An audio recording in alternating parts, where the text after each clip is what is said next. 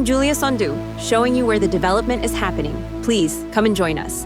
Ladies and gentlemen, welcome back to Intervlog. On October 4th, 2025, the streets of Abidjan, Côte d'Ivoire's economic capital, were eerily silent. It was not that the people stayed home of their own accord.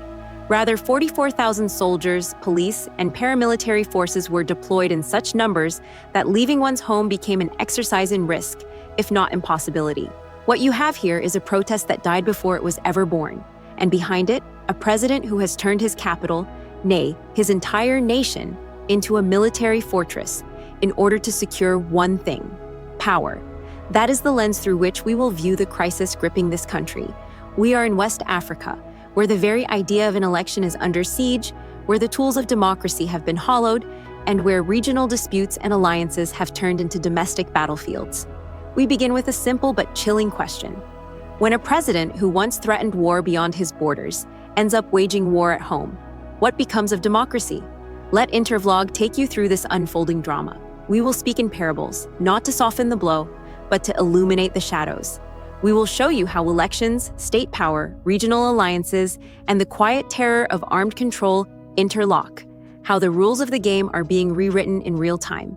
We remain neutral observers, but we also call things by their names.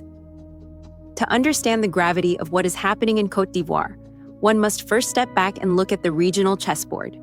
For years, ECOWAS, the economic community of West African states, has stood as the regional bloc touted as the guardian of democracy, economic integration, and collective security in West Africa. Its leaders have intervened militarily in states where coups threaten constitutional order. They have issued sanctions, mediation offers, and diplomatic pressure. In that architecture, President Alassane Ouattara of Côte d'Ivoire was seen as a steady hand, a respected senior statesman capable of bridging crises across the region. But beginning in the last few years, a sharp realignment has been underway. A critical fracture formed in ECOWAS when several Sahelian states, Niger, Mali, and Burkina Faso, broke away citing sovereignty, resistance to neo-colonial pressure, and rejection of ECOWAS's interventionism. Those states formed the Alliance of Sahel States, AES, in September 2023, severing full membership ties with ECOWAS. Ouattara, for his part, repeatedly signaled that he would lead ECOWAS in confronting the Sahel alliances. As early as mid-2025, he publicly called for renewed dialogue between ECOWAS and the AES, yet also made clear that he regarded the split as a threat. Indeed, analysts have noted that Ouattara has used Côte d'Ivoire's growing economic strength as a pivot, to present his country not merely as an actor in West Africa, but as the anchor of the bloc resisting Sahel exotism. Here's the paradox. A leader who once spoke of mounting a regional push against breakaway alliances is now presiding over a country where the pushback comes from within. The war he threatened beyond his borders has come home. In the realm of states, the frontier of conflict has blurred. The external theater becomes internal. A parable. Imagine a captain who warned of mutiny at sea and mobilized his fleet to confront it, but who, in his zeal, begins to see mutiny in his own crew, ordering them locked in their cabins, preventing them from gathering or speaking. The war is no longer across the horizon. It is within his hull. This is what we observe now in Côte d'Ivoire. Part 2. The election under siege. Rules changed, rivals disqualified. Let us now come closer to the 2025 presidential election in Côte d'Ivoire, scheduled for October 25, 2025. President Ouattara, now 83, has made clear his intention to seek a fourth term. To many observers, this is the logical extension of a pattern. In 2020, his re-election was already controversial, seen by critics as a breach of Ivorian constitutional norms. What bolsters his claim to run again is a constitutional revision made in 2016, which removed presidential term limits. Ouattara and his supporters argue that this change resets the term count, giving him the right to run again. Meanwhile, detractors see that as a legal sleight of hand, a mechanism of entrenchment. In just one line, the rules of the game have been rewritten to favor the House, the judiciary as gatekeeper. But changing rules is only part of the strategy. The more forceful move has been to remove key opponents from contention on technical, legal, or constitutional grounds. Number 2, Tidjane Thiam, a former Credit Suisse CEO and a leading opposition figure, renounced his French citizenship in early 2025 to match eligibility criteria. Yet, in April 2025, a court ruled that he had lost Ivorian citizenship at the time he registered, because he held French nationality then, thus removing him from the electoral roll. That decision is final, non-appealable, and effectively ended Thiam's candidacy. Former President Laurent Gbagbo was similarly disqualified. The Constitutional Council released a provisional list of 60 candidates on August 29, 2025. But thereafter, many heavyweight candidates were dropped from the final list. On September 8, 2025, it was officially confirmed that Tidjane Thiam and Laurent Gbagbo were barred from running. The logic is stark: eliminate credible challengers before the campaign proper begins, leaving only marginal or controlled opposition. With most of the real rivals out, Ouattara is likely to win an easy victory. The opposition, in frustration, calls it judicial engineering, the hollowing of democracy via courts rather than bombs. The state, in turn, claims to be enforcing the rule of law. With opposition benches largely weakened, the government has moved to clamp down on public dissent. In October 2025, authorities issued a ban on public rallies and demonstrations contesting the exclusion of opposition figures. The ban is sweeping. No gatherings to protest the legitimacy of the election itself. Thus, even as the legitimacy of the electoral process is contested, the space for visible protest is foreclosed. Now we return to the opening image. An empty Abidjan, not by choice, but by force. Imagine it: 44,000 uniformed men and women, deployed across streets, checkpoints, intersections, neighborhoods, restricting movement, isolating quarters, and creating a city in lockdown. A mass protest was summoned by opposition parties under the banner of free and fair elections. But on the day, nothing materialized. No massive mobilization, no crowds in the streets. Why? Because the state had already sealed the streets. The opposition's protest died before it was born. Ouattara's regime deployed 18,000 police, 18,000 paramilitary officers, and 8,000 troops. Because apparently he judged that an empty city was safer than a crowded one. A parable. It is not the blow that shows tyranny. It is the silence afterward.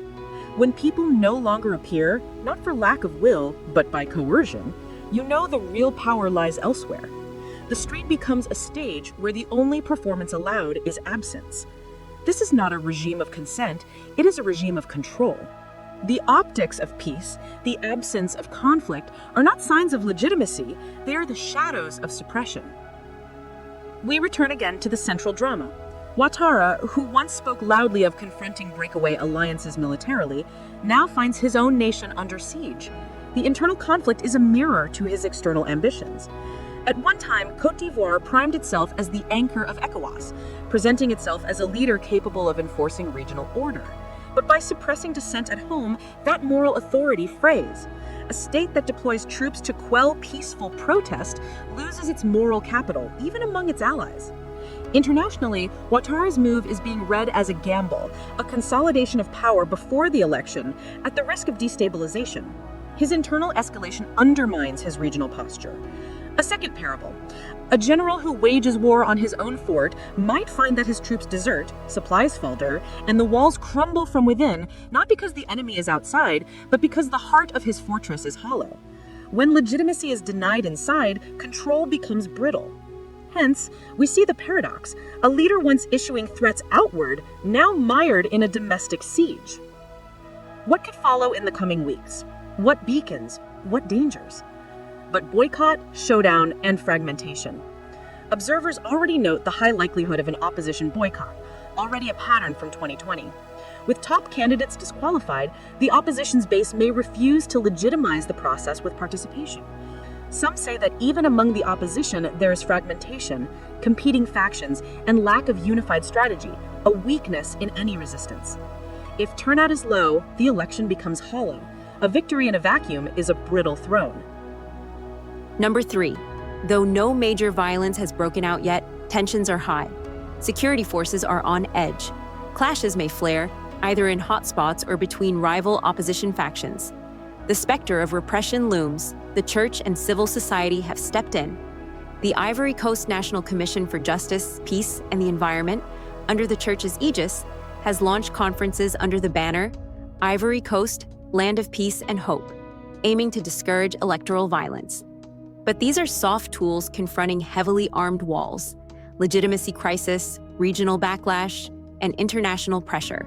A president who secures victory but erodes legitimacy may face isolation, sanctions, or diplomatic fallout. Ouattara's rhetoric, presenting himself as the guarantor of stability amid regional chaos, may backfire if Côte d'Ivoire is seen as the epicenter of instability itself. The test of institutions. If the Constitutional Council, courts, Electoral Commission, and security forces act as instruments of one party, then the system becomes monolithic rather than plural. This is the greatest test, whether institutions survive as neutral arbiters or become appendages of power. Finally, the outcome here will reverberate beyond Côte d'Ivoire. Throughout West Africa, the fate of term limits, judicial control, and repression of dissent is on trial. The precedent set, if Ouattara is seen to ride roughshod over norms and yet succeed, can embolden similar moves elsewhere. If he stumbles, resistance can rally. The future of democracy in the region may hang on how this election is perceived and adjudicated. Let me close with one more parable. A forest, once green and alive, is gradually enclosed by a wall. At first, the wall is low. Some animals think of leaping over, some think of gnawing under. Gradually, it is raised, watchtowers erected, gates locked. The forest grows smaller, not because the trees moved, but because the horizon closed in. If the trees bear fruit, the keeper says, "We preserve you, even as you cannot wander, breathe, or call to each other without permission." Côte d'Ivoire is that forest now. The election is the fruit, but many trees cannot even see the gate. The keeper claims protection, but the effect is confinement. Intervlog will stand as your vantage point. Watching this artificial peace, the siege masquerading as order, we will neither cheer nor jeer, we will narrate, analyze, question. We will hold the mirror up, to those in power, to those in silence, and to those who still dream of democracy. In the coming episodes, we will trace every thread: the legality of removals, the movements of troops, the reaction of ECOWAS, the role of France and major international players, and the pulses in Abidjan's neighborhoods. We will speak to people, if we can reach them, whose voices are trying to be smothered. We will follow how the margins shift, how dissent adapts, how the seemingly immovable may crack. This is not just an Ivorian story. It is not just about one man's ambition or one nation's crisis. It is a cautionary tale of how power, fear, and legitimacy dance when democracy is under pressure. It is a reminder that war is not always declared with guns. It can be waged quietly by the silencing of streets, the barring of opponents, the rewriting of rules. This is the end of our program today. See you on Intervlog same time tomorrow. Thanks for watching. Please like and subscribe to my channel and press the bell icon to get new video updates. Thank you for watching Intervlog. Thank you.